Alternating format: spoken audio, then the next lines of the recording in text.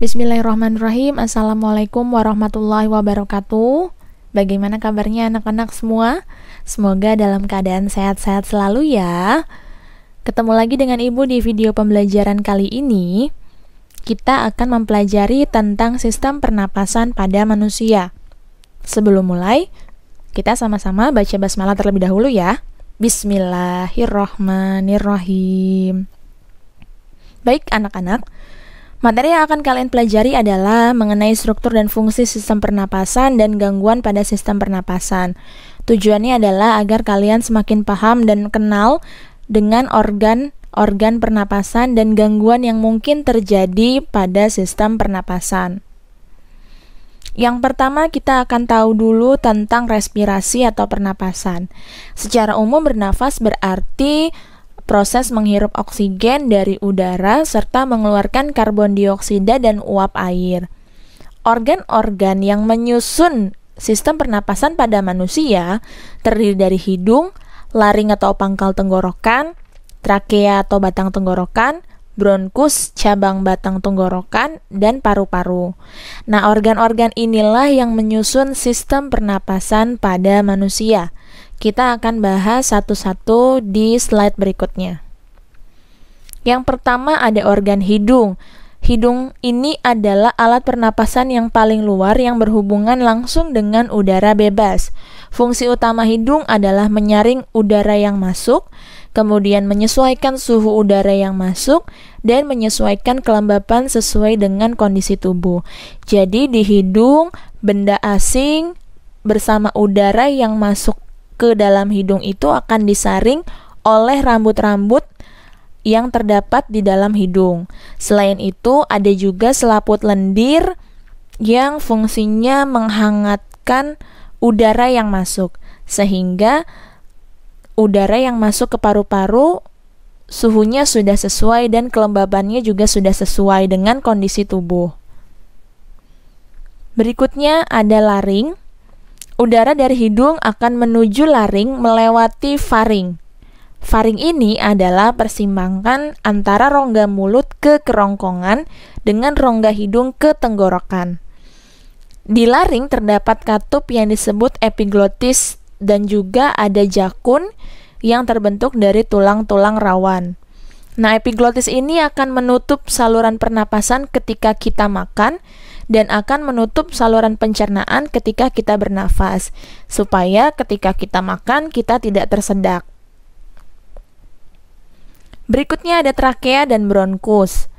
Trakea adalah letaknya di leher dan tersusun dari gelang-gelang tulang rawan berbentuk cincin. Udara dari laring akan mengalir menuju trakea. Dinding bagian dalam trakea dilapisi oleh selaput lendir dan sel-sel berambut getar untuk menyaring udara. Jadi selain di hidung, udara juga akan disaring di trakea. Trakea memiliki dua bronkus, bronkus kiri dan bronkus kanan yang menuju paru-paru. Bronkus kanan ke paru-paru kanan, bronkus kiri ke paru-paru kiri. Untuk strukturnya, bronkus ini mirip dengan trakea, ya. Jadi penyusun trakea ini strukturnya sama dengan penyusun bronkus. Cabang dari bronkus adalah bronkeolus.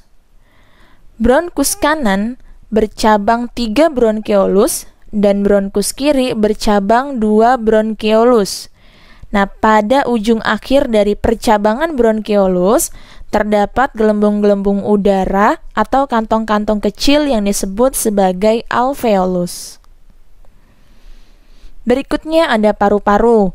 Paru-paru manusia terdiri dari satu pasang, yaitu paru-paru kanan dan paru-paru kiri yang terletak di dalam rongga dada di atas diafragma.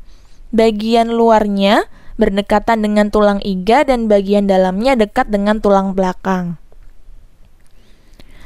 Paru-paru terletak di dalam rongga dada di atas diafragma, yang mana diafragma itu adalah sekat rongga badan yang membatasi rongga dada dengan rongga perut. Ya, sekat di antara rongga dada dan rongga perut ada yang namanya diafragma. Paru-paru juga diselubungi oleh selaput yang disebut sebagai pleura. Nah, di antara paru-paru dan rongga dada terdapat suatu rongga sempit yang berisi cairan untuk melindungi paru-paru dari gesekan saat mengembang dan mengempis. Di dalam paru-paru terdapat gelambir atau lobus. Paru-paru kanan terdiri dari 3 lobus dan paru-paru kiri terdiri dari 2 lobus. Nah, setiap lobus ini tersusun dari belahan yang lebih kecil atau disebutnya lobula, yang setiap lobulanya itu akan masuk pipa bronkeolus dan ujungnya adalah kantong-kantong kecil tadi disebut sebagai alveolus. Pada dinding alveolus berlangsung proses pertukaran udara yang terkandung dalam darah secara difusi. Berikutnya, mekanisme pernapasan. Diingatkan kembali bahwa bernapas adalah menghirup udara dari luar, lalu masuk ke dalam paru-paru dan mengeluarkan sisanya atau disebutnya sebagai ekspirasi. Ada 2 mekanismenya, mekanisme inspirasi menghirup udara dan ekspirasi mengeluarkan udara.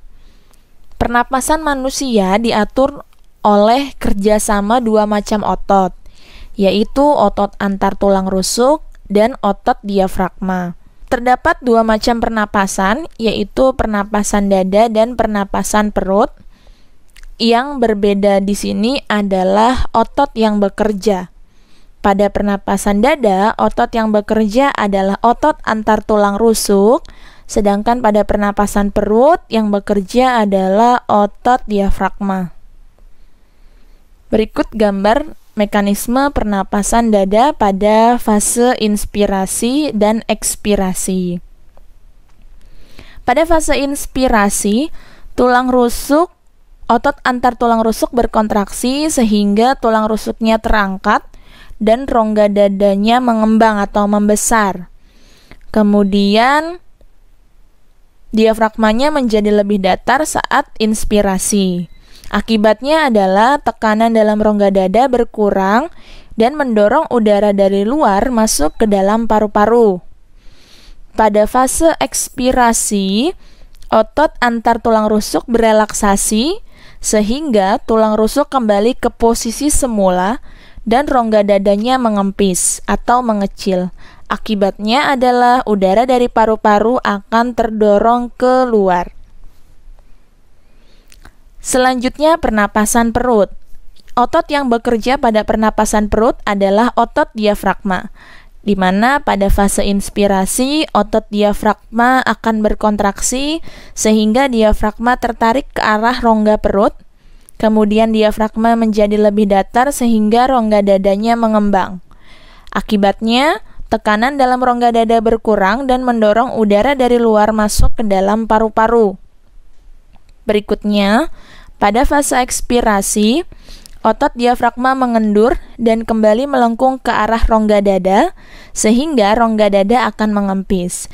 Akibatnya, udara dari paru-paru akan tertekan atau terdorong keluar. Itulah perbedaan pernapasan dada dan pernapasan perut dari segi inspirasi dan ekspirasinya. Berikutnya, proses pertukaran gas di alveolus. Proses pertukaran gas di alveolus terjadi pada saat menghirup udara, oksigen akan berdifusi masuk ke kapiler darah atau diserap. Sebaliknya, CO2 akan diangkut melalui arteri pulmonalis ke paru-paru yang akan berdifusi dari kapiler darah menuju alveolus. Selanjutnya, CO2 akan dikeluarkan pada saat menghembuskan nafas. Itu proses pertukaran gas di alveolus. Selanjutnya, kapasitas paru-paru. Kapasitas atau daya tampung paru-paru terhadap udara pernapasan itu sekitar 4,5 sampai 5,5 liter. Kemampuan daya tampung itu disebutnya sebagai kapasitas total. Selain itu, ada istilahnya volume residu yang merupakan udara yang tidak dapat dikeluarkan dari paru-paru walaupun dihembuskan sekuat-kuatnya. Selanjutnya ada volume tidal adalah udara yang keluar masuk pada pernapasan normal. Volume komplementer atau volume cadangan inspirasi, volume udara yang dapat ditambahkan saat menghirup sedalam-dalamnya.